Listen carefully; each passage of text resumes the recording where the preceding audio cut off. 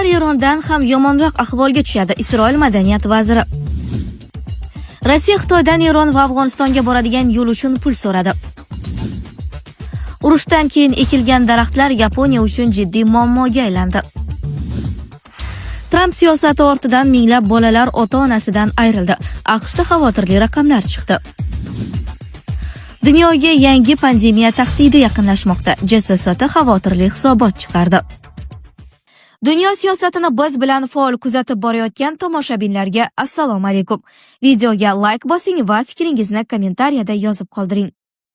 Hozirgi kunda erkaklar orasida eng ko'p tavsiya qilinayotgan vosita Prostamix. 40 mingdan ortiq erkak foydalangan va hammasi rozi. Bu vosita yosh o'tib charchoq bo'ladiganlarga foydali, quvvatni, ishonchni qaytaradi. Natija esa birinchi kursdayoq bilinadi. Kanal obunachilari uchun 50% chegirma. Hoziroq buyurtma bering va chegirmaga ega bo'ling. Turklar Erondan ham yomonroq ahvolga tushadi. Isroil madaniyat vaziri. Isroil madaniyat vaziri Mikki Zohar Turkiyaga qarata keskin bayonot berib, agar Anqara Isroil bilan qarama-qarshi yo'lni tanlasa, og'ir oqibatlarga duch kelishini aytdi. U bu fikrlarni televizion dasturdagi chiqishi davomida bildirgan. Ma'lum qilinishicha, Zohar o'z chiqishida Turkiya prezidenti Erdo'g'onning Isroil siyosatiga oid bayonotlariga ham munosabat bildirib, Anqaraning pozitsiyasini dushman yondashuv sifatida baholash kerakligini aytdi.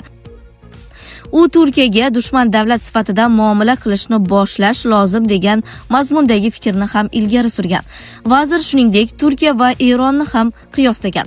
Erdo'g'on Isroilga kelib, uni zabt etish uchun armiya tuzmoqchi ekanini aytmoqda. Buni sinab ko'rishlari mumkin. Xuddi shunday fikrda bo'lgan eronliklar ham bor edi.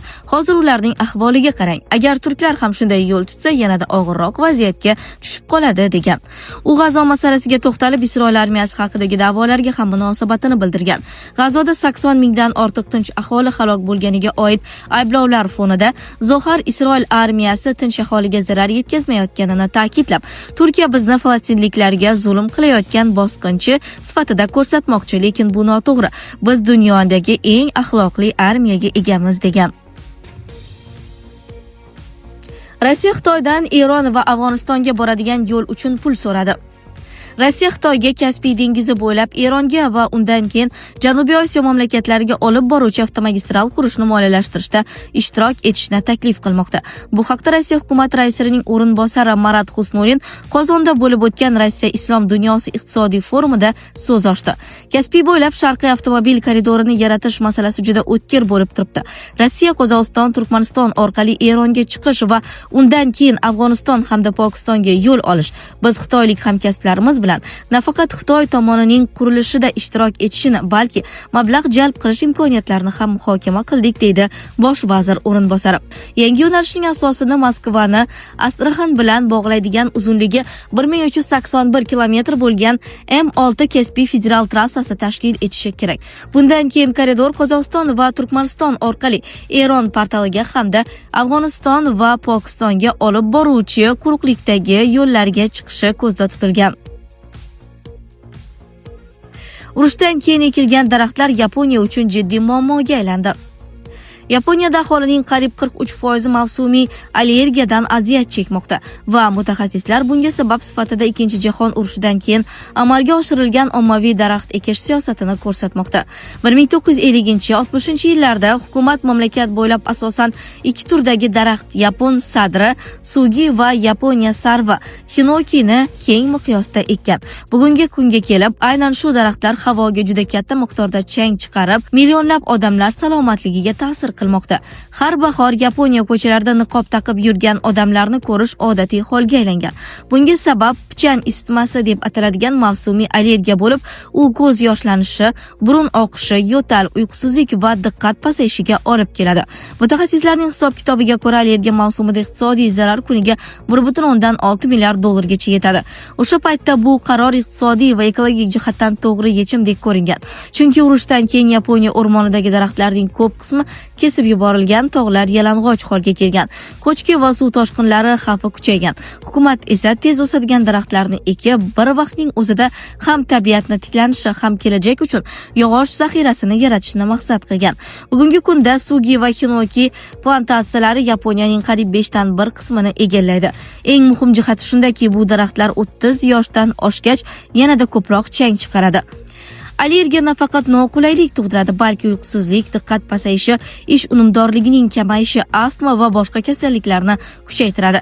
Kasallik sabab ishga chiqa olmaslik, dori xarajatlari va iste'mol faolligining pasayishi mamlakat iqtisodiyotiga jiddiy ta'sir ko'rsatmoqda. Tramp siyosati ortidan minglab bolalar ota-onasidan ayrildi. AQShda xavotirli raqamlar chiqdi. AQShning 145 mingdan ortiq voyaga yetmagan fuqarosi prezident Donald Trampning muhojirlarga qarshi siyosati tufayli kamida ota-onasidan biridan ajraldi. Bu haqda Brookings universiteti tadqiqotida ma'lum qilindi. Ma'lumotlarga ko'ra, 2025-yil yanvaridan 2026-yil apreligacha immigratsiya va bojxona politsiyasi agentlari AQShda 400 mingga yaqin kishini qo'lga oldi. Bu jarayon jami 205 ming bolaga ta'sir ko'rsatgan. Xususan, AQSh fuqarosi hisoblangan 146,635 nafar bolaning ota-onasidan biri yoki har ikkisi hibsga olingan. Ham otasi, ham onasidan ajralgan bolalar soni esa 22 ming nafarni tashkil etmoqda. Jabrlangan bolalarning taxminan 36% 6 yoshgacha bo'lganlardir. Ota-onasi hibsga olingan bolalarning yarmidan ko'pi 54% kelib chiqishi meksikalik, 25%niki esa Gvatemala va Gonduras fuqarolari hisoblanadi. Ota-onasi hibsga olingan bolalarning keyingi taqdiri nima bo'lishi haqida ma'lumotlar juda kam. Qonuniy yashash ruxsatnomasi bo'lmagan bolalar deportatsiya qilinishi mumkin, biroq ularning aksariyati AQSh fuqarolaridir. Ayrim hollarda bola deportatsiya qilingan ota-onasi bilan birga ularning kelib chiqishi mamlakatiga ketishi mumkin. Ammo bunday holatlar soni bo'yicha aniq ma'lumotlar mavjud emas. Bolalarni himoya qilish tashkilotlari hisobotlariga ko'ra, hibsga olinganlarning aksariyati farzandlari hozirda qarindoshlari yoki oilaviy do'stlari bilan yashamoqda. Dunyoga yangi pandemiya tahdidi yaqinlashmoqda. JSST xavotirli hisobot chiqardi. Jahon Sog'liqni saqlash tashkiloti hamda JSST va Jahon banki ishtirokida tashkil etilgan tayyorgarlikni global monitoring qilish kengashi tarqalish ko'lami bo'yicha koronavirus va Ebola bezagi epidemiyalaridan ham o'zib ketishi mumkin bo'lgan yangi global pandemiya xavfi tobora ortib borayotganidan ogohlantirdi.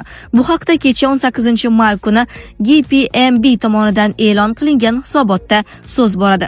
Ekspertlarning qayd etishicha, so'nggi yillarda yuqumli kasalliklar tarqalishi tez kuzatilmoqda va bu sog'liqni saqlash, iqtisodiyot hamda ijtimoiy barqarorlikka jiddiy ta'sir ko'rsatmoqda. Hisobotda alohida ta'kidlanishicha, dunyo COVID-19 pandemiyasi va Ebola epidemiyalaridan keyin xavfsizroq bo'lib qolgani yo'q. Asosiy xavf omillari sifatida faol xalqaro migratsiya, ekologik o'zgarishlar va aholining davlat institutlariga bo'lgan ishonchi pasaygani ko'rsatilgan. Ma'lumot uchun, tayyorgarlikni global monitoring qilish kengashi global sog'liqni saqlash inqirozlariga tayyorgarlikni kuchaytirish maqsadida 2018-yilda JSST va Jahon banki tomonidan tashkil etilgan mustaqil monitoring va hisobdorlik organidir. Uning vakolat muddati joriy yilda tugaydi. Yuqumli kasalliklarning avj olishi tobora tez sodir bo'layotgani sababli ular yanada vayronkor tus olmoqda. Sog'liqni saqlash, iqtisodiyot, siyosat va ijtimoiy sohalarga tobora kengroq ta'sir ko'rsatmoqda. Shuningdek, ulardan keyin qayta tiklanish imkoniyatlarini kamaytirmoqda, deyiladi hisobotda. Sizlarga yetkazmoqchi bo'lganlarimiz shulardan iborat edi. Dunyo yangiliklaridan uzoqlashmang.